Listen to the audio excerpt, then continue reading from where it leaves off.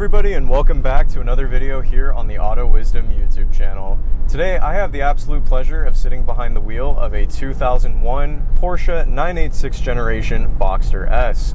Now, over the years, this has been hotly debated as a vehicle that many have questioned as to whether or not it deserves the Porsche badge. Many call it the poor man's Porsche. A lot of others like to jokingly laugh and say that the car cannot tell its front end from its rear end. Now, while there might be some grounds for these hilarious claims, I do think that the 986 generation of the Porsche Boxster does provide a particularly superb value for the money. If you are looking for a mid-engined two-door roadster that has a six-cylinder engine, look no further, because the Boxster is going to leave a smile on your face, and it also has some particularly ample performance, especially if you pick one up in the S trim. Now, the 986 generation of Boxster was developed at a time when Porsche was not doing so well as a company from a financial standpoint.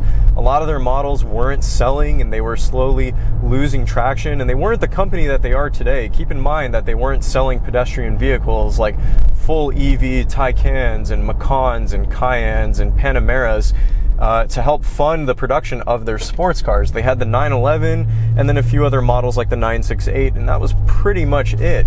So the idea for the Boxster first actually emerged in 1991. Basically, Porsche had taken inspiration from a couple of Audi roadsters that had been conceptualized in the early 1990s, and they designed the first iteration of the Boxster, which debuted for the model year of 1997. Fast forwarding a couple years later, Porsche decided to introduce the S variant of the Boxster, which pretty much improved performance in every single aspect you could think of.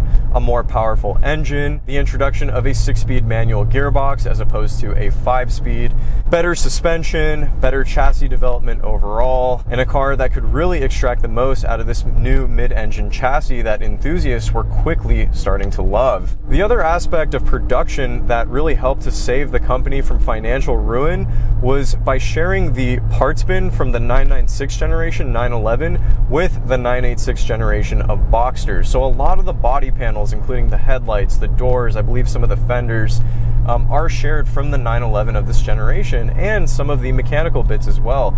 This 3.2 liter flat six, which is codenamed the M96/21, comes in at 3.2 liters in displacement and is a slight derivative of the 3.4 liter flat six NA engine that was featured in the base 996 Carrera 2.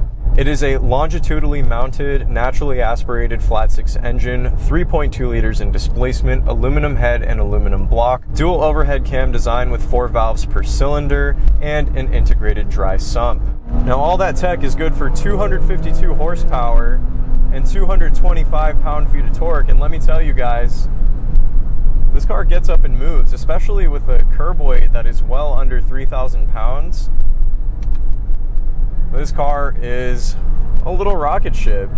The mid-engine configuration of this car really provides a supreme balance to the overall driving feel of the car. You really feel like you can push this thing into a corner, and paired with the beefier suspension as part of the S variant that features Bilstein dampers, we have the McPherson strut front end and a multi-link suspension setup in the rear.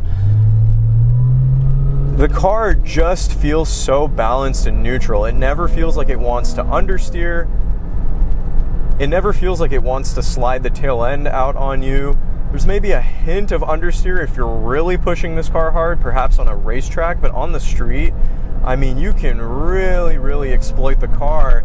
And the great thing is, at 250 horsepower, it's enough power to give this thing a quick presence, but it's nothing that's going to get you into serious trouble, and it's a power band that you can really extract and utilize. There's not a whole lot of low-end grunt out of it. You really have to rev the motor out and kind of let that flat six engine scream, but it's a satisfying and rewarding power buildup that ultimately just aids in the driver engagement and the overall driver enjoyment of this car.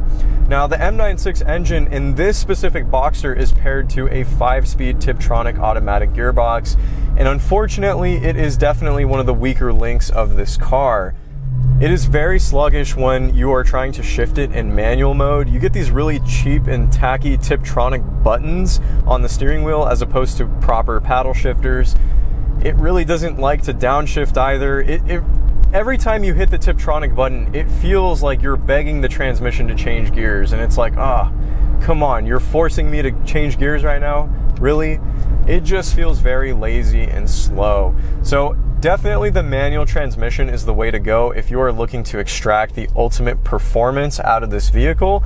But when it comes to cruising around and just, driving it on a day-to-day basis, this automatic transmission is very comfortable, it's smooth, and it doesn't really have any annoying hiccups to it. It's just that when you're driving it, again, in a more performance-oriented manner, you really want to have the manual. You want to have 3 pedals, and you want to be able to rev it all the way out to that 7,200 RPM red line and hear that flat 6 scream.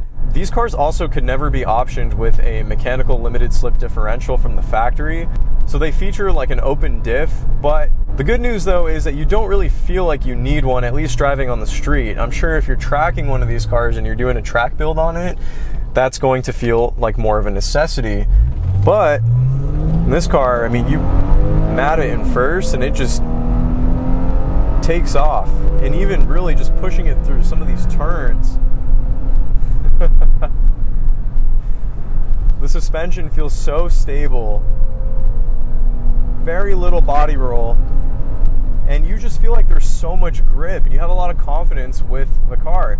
The other thing that's really nice is the chassis of this 986 Gen Boxster. The entire monocoque was built with galvanized steel that Porsche actually offered a 10-year anti-corrosion warranty on from the factory. And the windscreen frames and the anti-rollover bars that sit right above the headrest when you have the convertible top down were also manufactured with boron-enriched steel. So from the get-go, because this car was designed to be a roadster, Porsche really emphasized chassis rigidity and a very firm body structure with this car, and you can absolutely feel it.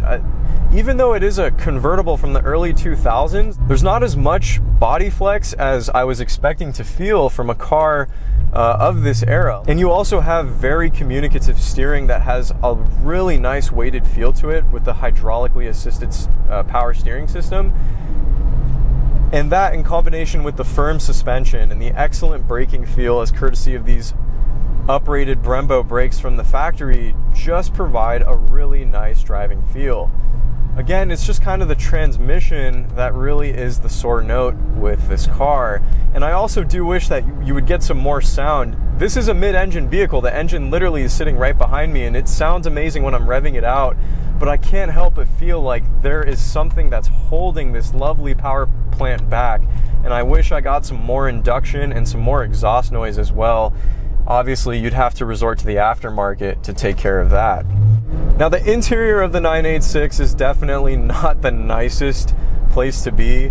It's a very ergonomical and functional interior. It's going to get the job done for you, but the seats, they bolster you all right, particularly if you're a more lean individual. However, if you're a bigger person, they're really not going to hold you in very well, although they do look nice. I'm a big fan of the aesthetic of these seats.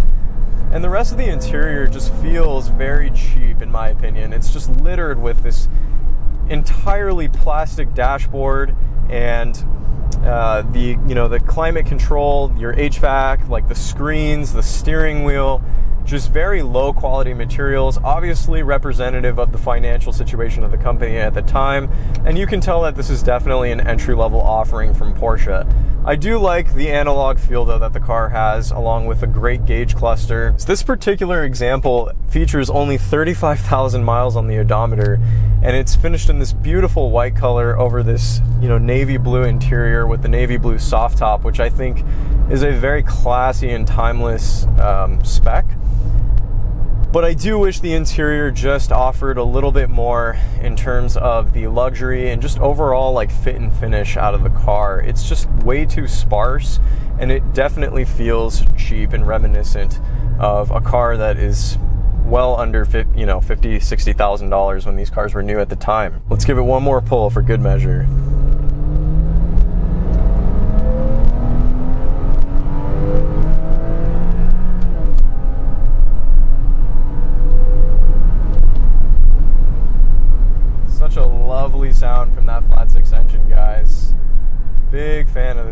car.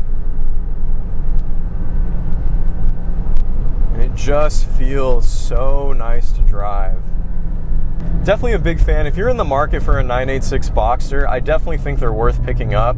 Obviously, you just have to be aware of some of the mechanical flaws and issues that these cars may present, particularly with the IMS bearing. This video is not going to be an IMS, what to look out for type thing, but you can do your own research on that. But in terms of the driving experience and what this car offers, given the relatively depreciated market values for these cars, I think they are an excellent buy for the money. And if you are just looking for a roadster to cruise in, to have fun on a weekend, the automatic transmission isn't as bad as many make it out to be. It's more so that if you're looking to track the car or really drive it in a performance-oriented manner, you're going to want the 3 pedals. So with all that being said, guys, I hope you enjoyed this video review. Thank you so much for tuning in as always. And if you guys would like to see some more Boxster content or more Boxster videos, please let me know in the comment section down below. I'd be happy to make some extra content on this car. With all that being said, I will catch you all in the next one. Have a great day, everybody. Bye-bye.